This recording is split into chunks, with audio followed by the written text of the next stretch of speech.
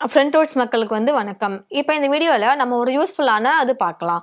உயில் எழுதுறது அப்படின்றது இப்ப இருக்கிற டிஜிட்டல் உலகத்துல ரொம்பவே ஈஸியா இருந்தாலும், அதுல இருக்கிற நன்மைகள், அப்புறம் அதுல இருக்கிற சவால்களை நம்ம ஆராய்ந்து செயல்படுவது ரொம்பவே பாதுகாப்பானது. இப்ப வாரிசு இல்லாத சொத்துகள் யாருக்கு சேரும்? அப்புறம் விவாகரத்தான பெண்களுடைய பிள்ளைகளுக்கான சொத்துரிமை இது மாதிரி நுணுக்கமான விஷயங்களை சட்டப்படி அணுகுவது ரொம்பவே அவசியமா இருக்குது. அதே மாதிரி ஆன்லைன்ல உயில் எழுதுறது சரியா அப்படின்ற சந்தேகமும் நிறைய பேருக்கு இருக்கலாம். இது எல்லாத்தையுமே பத்தி சுருக்கமா இந்த வீடியோல பார்க்கலாம் வாங்க. இப்ப மைனர் குழந்தைகள் பெயர்ல இருக்க சொத்துகள் இல்லைன்னா அவங்களுக்கு பங்கு இருக்கிற சொத்துக்களை வாங்குவது அப்படின்றது ரொம்பவே சட்ட நுணுக்கங்கள் நிறைந்த ஒரு விஷயம்னு சொல்லலாம். குறிப்பா இப்ப குழந்தை சிறு வயதில் இருக்கும்போது ஒரு கார்டியன், அதாவது காப்பாளர் இல்லைன்னா கார்டியன் மூலமா அந்த சொத்து விற்கப்பட்டிருந்தாலும் அந்த குழந்தை மைனர் குழந்தை, அதாவது 18 வயதை எட்டிய பிறகுதான் சம்பந்தப்பட்ட விற்பனைக்கு எதிராக அந்த வழக்கு தொடர சட்டத்துல இடம் இருக்கு. இதனால நீதிமன்றத்துடைய முறையான அனுமதி பெற்றுதான் அந்த சொத்து விற்கப்பட்டதா அப்படின்றத உறுதி செய்வது அவசியமா இருக்குது. இத்தகைய சட்டப்பூர்வமான அனுமதிகள் இல்லாத சொத்துக்களை வாங்குவது பிற்காலத்துல தேவையற்ற சட்ட சிக்கல்களையும் பண இழப்பையும் ஏற்படுத்தும் அப்படின்னு வருவாய்த்துறை அதிகாரிகள் எச்சரிக்கிறாங்க.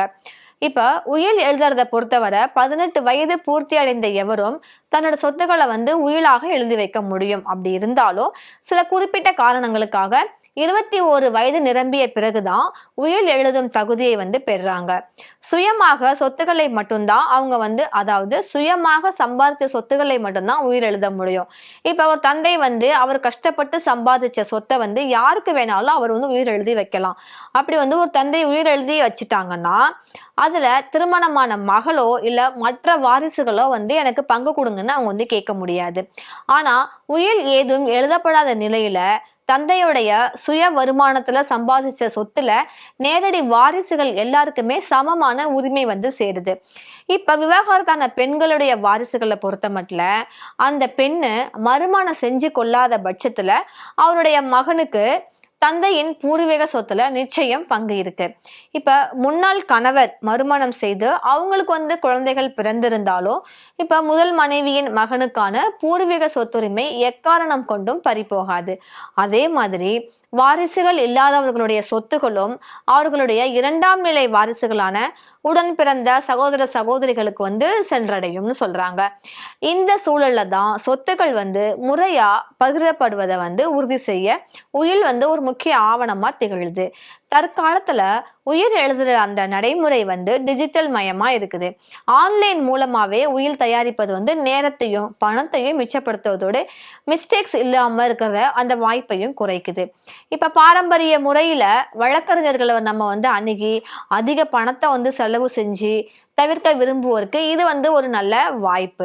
இது மட்டும் இருந்தாலும் இஸ்லாமிய சமூகத்தினர் ஷரியத் சட்டங்களின்படி செயல்பட வேண்டி இருக்கிறதுனால அவங்க சிறப்பு ஆலோசனைகளை பெறுவது அவசியமா இருக்குது.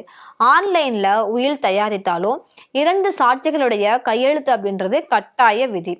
ஆன்லைன் முறையில சில நன்மைகள் இருந்தாலும் சிக்கலான குடும்ப பின்னணி கொண்டவர்களோ இல்லைன்னா ஒரு பிரம்மாண்டமான சொத்துக்களை வச்சிருப்பவங்களோ ஆன்லைன் முறையை தேர்ந்தெடுப்பது சில நேரங்கள்ல கொஞ்சம் சவாலா அவங்களுக்கு அமையலாம். அது மட்டும் இல்லாம ஆன்லைன் தளங்களை நம்ம பயன்படுத்தும் போது அது சேஃப்டியா பாதுகாப்பானதா, நம்ம டேட்டாஸ் எல்லாம் பாதுகாப்பு வசதிகள் இருக்கிறதா அப்படின்றதையும் நம்ம உறுதி ஃபர்ஸ்டே நம்ம கன்ஃபார்ம் பண்ணிக்கணும். உறுதி செஞ்சு கொள்றது ரொம்பவே முக்கியம். சரியான விவரங்களை நம்ம இன்புட் பண்ணும்போது சில மாற்றங்கள் செய்வதற்கு வசதியாக லாகின் விவரங்கள் எல்லாம் பாதுகாப்பாக வைத்திருப்பது எதிர்காலத்துல நடக்கக்கூடிய குழப்பங்களை தவிர்க்க உதவும் அப்படின்னு நிபுணர்கள் சொல்லியிருக்கிறாங்க. ஸோ நீங்களும் உயில் எழுத போறீங்க அப்படின்னா இந்த டீட்டெயில்ஸ்லாம் நீங்க